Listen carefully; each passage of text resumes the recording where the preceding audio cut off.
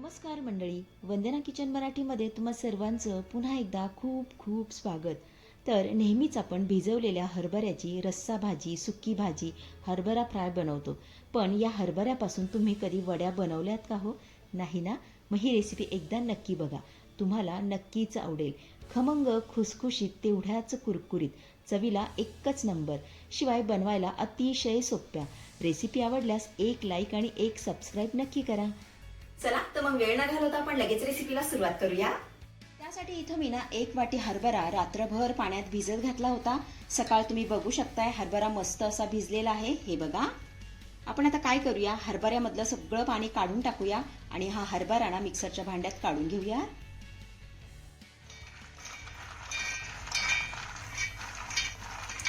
हरभरा आपल्या मिक्सरच्या भांड्यात काढून झाल्यानंतर यामध्ये घालूया 5 ते 6 हिरव्या मिरच्या. त्यानंतर 1 इंच आल्याचे मी असे तुकडे करून घेतलेले आहेत, यामध्ये घालूया. सोबतच घालूया 10 ते 12 लसूण पाकळ्या. त्यानंतर अर्धा चमचा जिरे घालायचंय. आता यामध्ये आपल्याला पाणी घालायचं नाही, पाणी न घालता शक्य होईल तेवढं बारीक फिरून घ्यायचंय.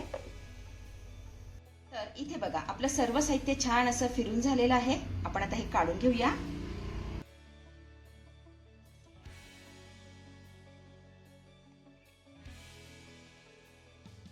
त्यानंतर यामध्ये घालूया पाव वाटी बेसन पीठ, पाव वाटी तांदळाचं पीठ घालायचंय,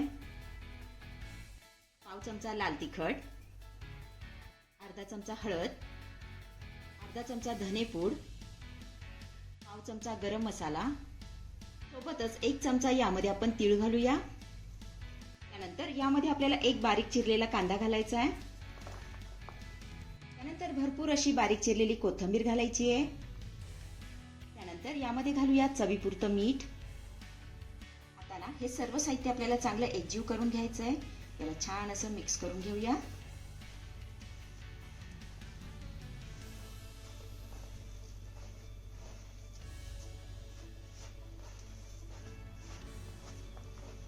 तर इथे तुम्ही बघू शकता हे सर्व साहित्य छान असं मी मळून घेतलेलं आहे. आता हे मळत असताना यामध्ये ना आपण थेंबरही पाण्याचा वापर केलेला नाहीये. हरभऱ्यामध्ये जो ओलसरपणा होता ना त्यामध्येच आपलं हे मळून झालेलं आहे. आपण आता याच्या वड्या थापून घेऊया.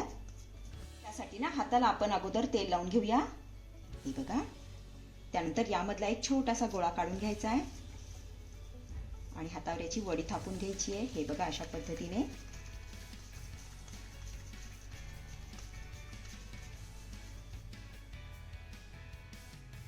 इथे आपली वडी थापून झाली की लगेच आपण हिला चाळणीमध्ये काढून घेऊया. तर चाळणीला अगोदरच मी तेल लावून घेतलं होतं. यामध्ये ही वडी ठेवून घेतेय. आता अशाच पद्धतीने सगळ्या वड्या आपण तयार करून घेऊया.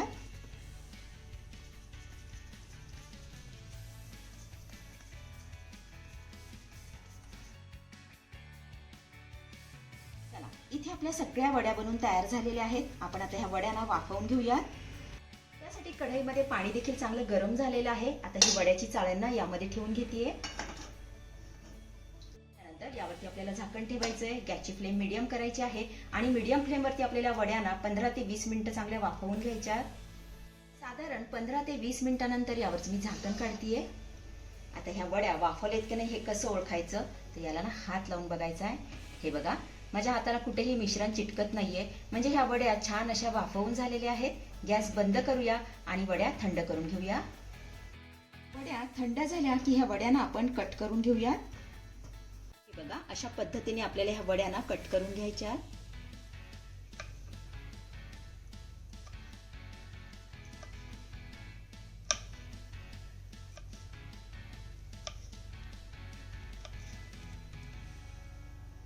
चला इथे आपल्या सगळ्या वड्या छान अशा कट करून झालेल्या आहेत.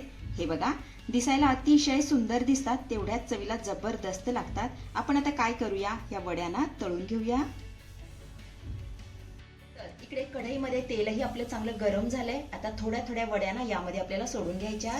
हे बघा अशा पद्धतीने.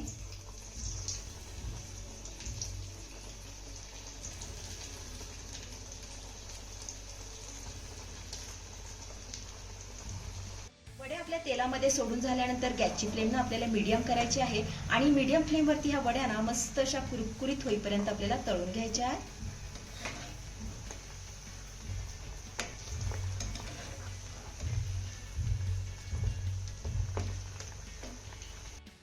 इथे तुम्ही बघू शकताय वड्यांचा रंग बदललेला आहे, छान असा सोनेरी रंग आलेला आहे. आपल्या ह्या वड्या मस्त अशा कुरकुरीत देखील तळून झाल्यात. आपण आता ह्या काढून घेऊया.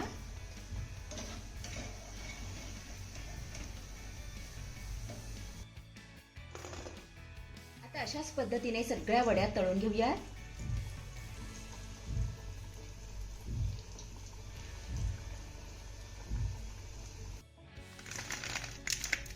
तर इथे आपल्या भिजवलेल्या हरभऱ्याच्या खमंग कुरकुरीत वड्या बनवून तयार झालेल्या आहेत. चवीला जबरदस्त लागतात. अतिशय साधी आणि सोपी रेसिपी आहे, नक्की करून बघा. तर मंडळी, कशी वाटली आजची रेसिपी? आवडली आहे का? रेसिपी आवडली असेल तर अशाच नवनवीन रेसिपी बघण्यासाठी वंदना किचन मराठीला नक्की फॉलो करा. चला तर भेटूया पुढच्या रेसिपीमध्ये. धन्यवाद. तर मंडळी, आपल्या चॅनलवरच्या रेसिपी खूप वेगळ्या, हटके आणि पौष्टिक असतात. त्यामुळे आपल्या चॅनलला जास्तीत जास्त सपोर्ट करा.